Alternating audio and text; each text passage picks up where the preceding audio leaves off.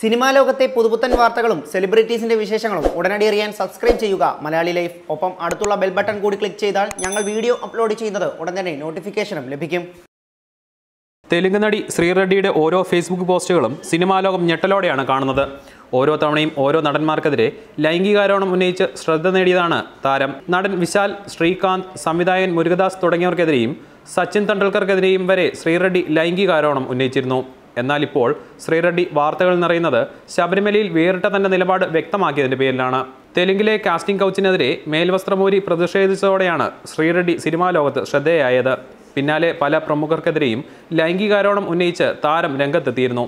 ഇപ്പോഴിതാ ശബരിമലയിൽ പെൺകുട്ടികൾ പോകുന്നത് നിർത്തുന്നതാണ് നല്ലതെന്നാണ് താരം പറയുന്നത്. ശബരിമലയിൽ പെൺകുട്ടികൾ കയറുന്നത് ക്ഷേത്ര ആചാരങ്ങൾക്ക് എതിരാണെന്നും അതിന് വില കൽപ്പിക്കണമെന്നും ഹിന്ദുത്വത്തെ സംരക്ഷിക്കണമെന്നും ശ്രീറെഡ്ഡി ഫേസ്ബുക്കിൽ കുറിച്ചു. ശബരിമലയിൽ യുവതികൾ പ്രവേശിക്കുന്നത് അവസാനിക്കണം. ക്ഷേത്ര ആചാരങ്ങൾക്ക് വില കൽപ്പിക്കണം. ഹിന്ദുത്വത്തെ സംരക്ഷിക്കണം.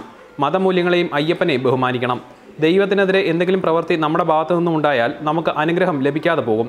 പെൺകുട്ടികളുടെ ഭാവിക്ക് അത് ദോഷം ചെയ്യും. ശ്രീറെഡ്ഡി കുറിപ്പിൽ ഇങ്ങനെയാണ് പറയുന്നത്. ബിന്ദുവും കനകദുർഗയും ശബരിമലയിലെത്തിയ വീഡിയോ പങ്കുവച്ചുകൊണ്ടാണ് നടിയുടെ പോസ്റ്റിന് താഴെയുയർന്ന വിമർശനങ്ങൾക്ക് നടി മറുപടിയും നൽകിയിട്ടുണ്ട്. Entertainment desk, Malayali life.